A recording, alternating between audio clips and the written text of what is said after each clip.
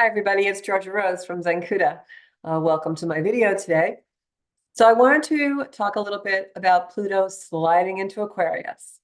So Pluto has been in Capricorn since 2008. We've had 15 years of the planet of deep transformation in a sign that is all about structure and stability.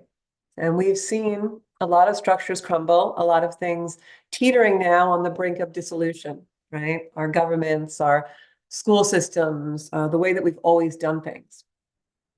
And so as a result of that, Pluto's 15-year reign in Capricorn has brought us to a place where we're not really stable, right?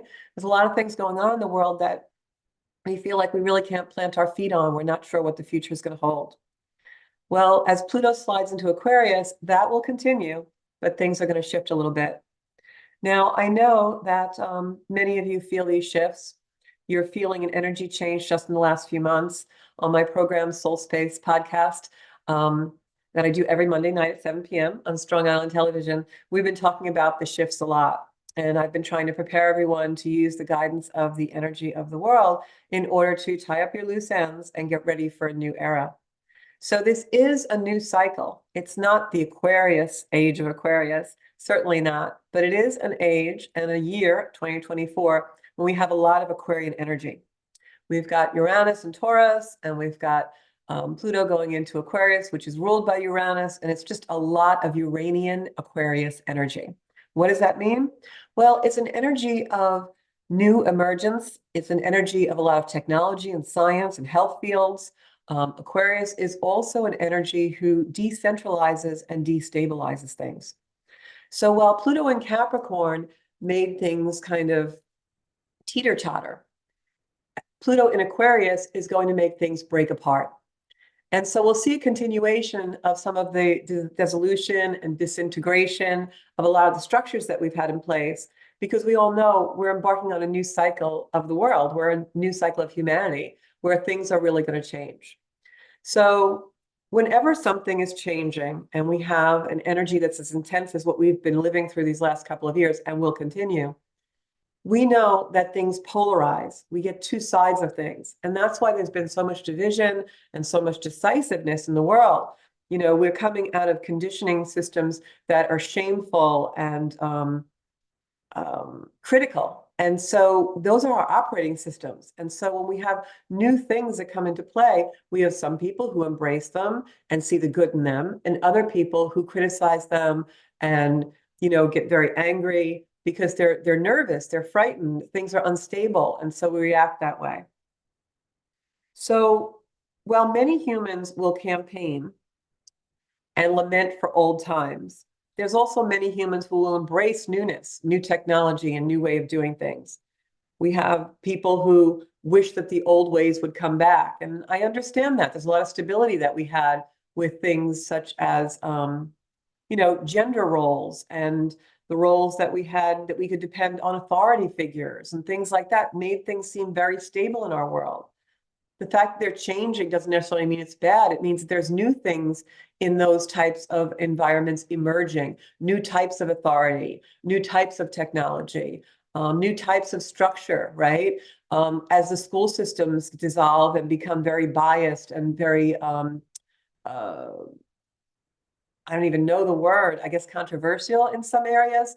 Now we have people homeschooling and we have charter schools popping up and different ways of education coming in. That's a symbolism of this Capricorn Aquarian shift, where you have the dissolution of something and then you have a reemergence and awakening. Pluto in Capricorn is an energy where Pluto is a planet that wants to deeply transform. It does this through destruction. Pluto is an energy of something has to die to be reborn. It's an energy that shows us that we actually embrace living through death, right? How many of us had a near-death experience which changed our life, or lost a loved one and now embrace life with much more precious attitude towards it, much more precious, having trouble finding my words today. I'm having a Neptune transit. And then there are others who lose something precious or face life and death and remain lost and remain in that moment, become cynical, right? It's our choice how you want to play this. But that's the energy. Something's being taken away. We lose things, not because the universe wants to be angry or mad at us or punish us, but because it wants us to embrace something better in that space. And so that energy is going to continue. In Aquarius, which is an air sign, after all, Aquarius is known as the water bearer, bringing nourishment and refreshment to the world. That's why it symbolizes technology and new things. Whenever I hear the word Aquarius or Uranus, the planet Uranus, I always think of Elon Musk, not specifically his personality, but the energy of Tesla and SpaceX and all those things. That's just very Uranian, very Aquarian. It's a forward momentum. It's the rocket ship blasting off into the future. That's Aquarius.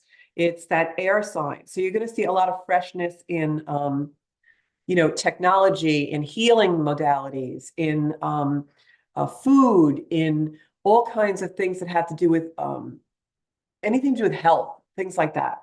You'll also see a huge resurgence in the next 20 years of people going back to source, meaning God, whatever you call that, God, Buddha, Kuan Yin, whatever source is for you. We're going to see a huge movement towards the people, the power of the people going back to source. As a result of that, you're going to see gurus coming out of the woodwork, healers and astrologers and all kinds of spiritual people. So be very, very careful and really make sure that you have the guidance of what's real. So Pluto and Capricorn broke up the structures, the schools, the governments, the institution. And it said, be this, right? We had all these institutions that said, be this, you must conform, right? I grew up in Catholic school where you had to wear a uniform and it had to be a certain length and it had to, if you kneeled on the floor, they had to hit the ground and there were certain ways that you did things.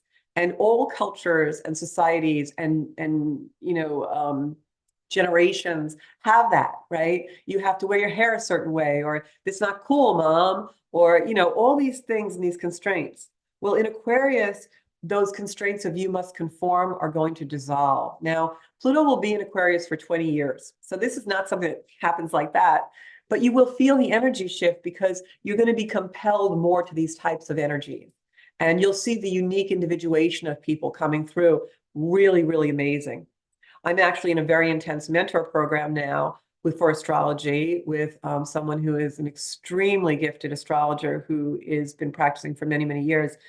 And one of the things I'm learning about is the type of astrology that I do is called evolutionary astrology. And it's a very deep form of astrology. It's not based on, going on the internet and seeing personalities and, oh, if you're a Libra, you must be this way. Evolutionary astrology is a study of the intention of the soul in the chart. So when you look at Pluto and Aquarius, what that really means from an EA perspective, an evolutionary astrology perspective, is this is all about raising our consciousness. And that's why you hear some people talk about the age of Aquarius and how we're going to go in this age of Aquarius and it's going to be this genesis of this, source energy and all this beautiful spirituality. Not so much. We're not in the age of Aquarius. We won't be for a long, long time. But we do have Aquarian energy coming in to bring us back to source. That's what Pluto does. Pluto transforms us, and Pluto brings in some kind of a death experience or the death of a structure or a thing or a situation or a relationship in order that we go back to source, right? We don't go to church when we win lotto. We go to church when, oh my God, this devastating thing just happened to me. So that's how Pluto works. It brings us a challenge that we go back to our creator and ask for advice and seek counsel. So with Aquarius, what Pluto's going to do in Aquarius is make us leap off the cliff. It's going to make us have to reorient to something. We are going to be picked up and put somewhere, and we're going to be like, where the heck are we? This is all so new, and I can't relate to this. And as a result of that, we're going to have to reorientate ourselves to a new world, a new feeling, a new situation, a new power dynamic, a new structures, all of it. Because in that reorientation, we find our ground, we find our stability through source. So these things happen to compel us to think about how we were created and find deeper, more meaningful things in life that bring more meaning to us in our lives. And so as we become adjusting and reorienting to these beautiful, unique times, we're going to find our own restrictions falling away. They're going to be amplified first because You have to notice them in order to work on them, right? Before we can repaint a room, we have to understand the room needs painting. That's where we're at. The beautiful planets that are in the sky and the gods above us are showing us what's disorienting because they want us to reorient. They're showing us what feels ungrounded because they want us to find stability. And they don't want us to find stability in the algorithm of Facebook or Instagram or YouTube or, God forbid, TikTok. They want us to find beautiful orientation and stability in the algorithm in our own self, our own core, our own soul, our own mind and body, and make these decisions for ourselves about what's meaningful to us, what is structure to us, what is stable to us, not what someone conditioned us and told us it should be. And so we're going to feel very ungrounded. We're going to feel maybe like our house just landed in Oz for a little while. And then things will slowly get better as long as we find our stability within. So when you see these memes and these astrological things on Facebook and everywhere else about Aquarius and all these things, that's really what it means. Aquarius, simply put, is coming into our world. Pluto and the sun are both going into Aquarius tomorrow, shining a light on that Aquarian energy ruled by the planet Uranus, and it means this one thing. We're going to be decentralized. We're going to be destabilized. Things are going to break apart, all because it wants to raise our consciousness. The universe wants to raise our consciousness. It, he, she, God, Goddess, Buddha, Kuan Yin, Source is creating an energy to raise our consciousness so that we become more meaningful and evolve to a deeper understanding of the soul's intention in this lifetime. We know that's love. How it's going to actuate for you is in your chart. It's the map of what your destiny and why you were brought here is. That's why it's so important to have an astrologer. So as we're being pushed on our own quest for individualization, a lot of things have to fall away. Why? Because we're wearing the coats, we're living in the houses, we're driving the vehicles, we're speaking the language that was given to us by some conditioning somewhere, a parent, a teacher, a religion, a government, a structure. We're wearing all these things and driving all these things and doing all these things and operating all these things. In order to find our own individuation, we have to shed them.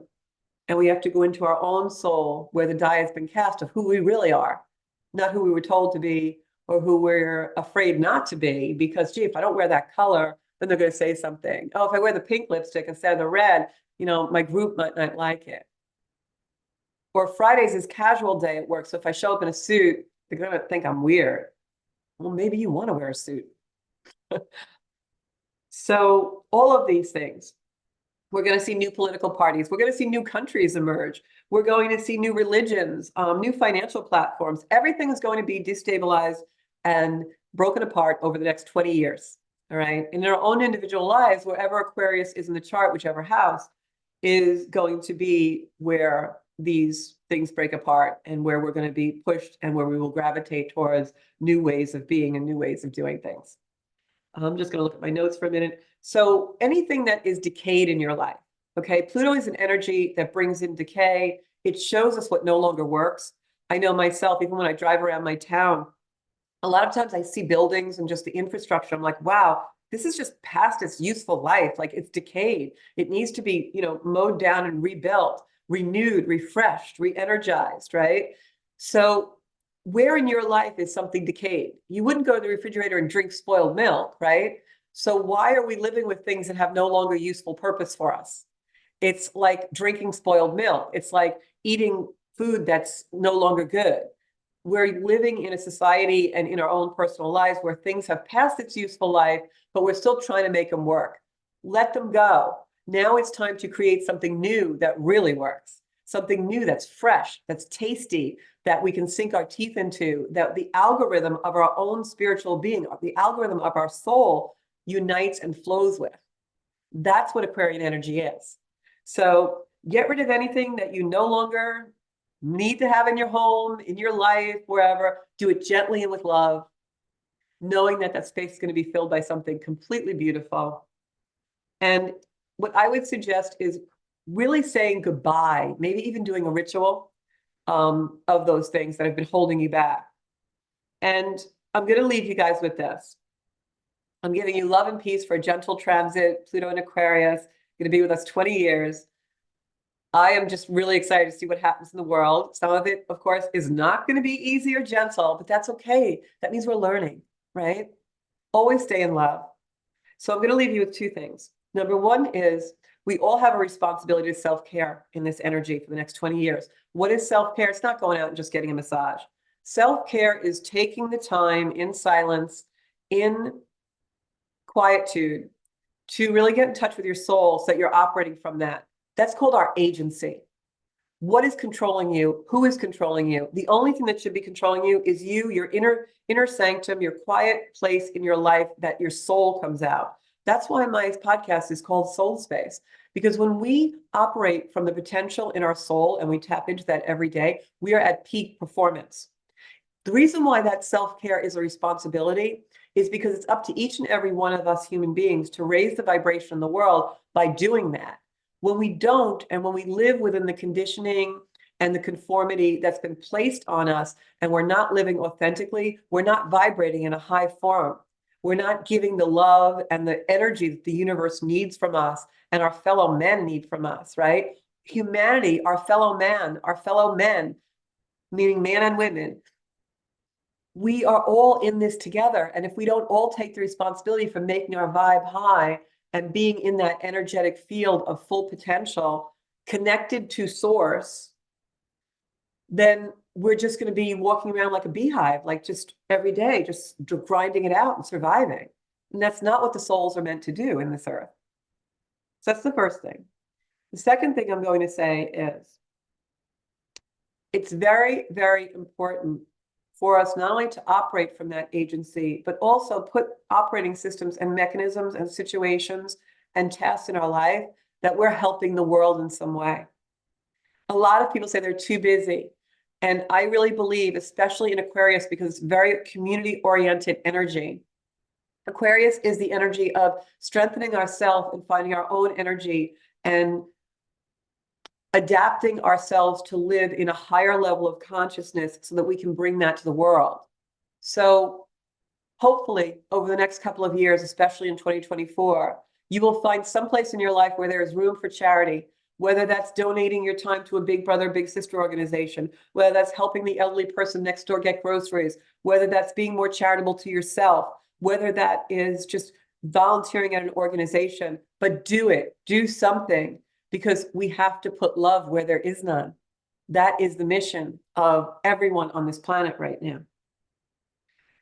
And then I'm just going to say, for all of humanity in this beautiful era of Pluto moving into Aquarius, let's be bold and get ready to take the leap, right? Whatever is the next level in your life, whatever you are being pulled towards doing, and you know you really want to do it, do it. Set something in motion, take a step forward to live in your full potential, because we have an unbelievably beautiful opportunity to connect with our deep inner self and live our life through that person, that soul. That's really what we're meant here to do. So happy Pluto going into Aquarius. It's an amazing end of a cycle and a beginning of a new one for us. There's a reason why you were chosen to live during this time. Make sure you use your life well and know what that meaning is. If an astrological reading is going to help you do that, then please PM me, or you can also email me at connect@zenkuda.com. Thank you so much, and I look forward to the next 20 years with you guys, guiding you in the astrology and in the spiritual energy that we have here in this beautiful universe. Bye-bye.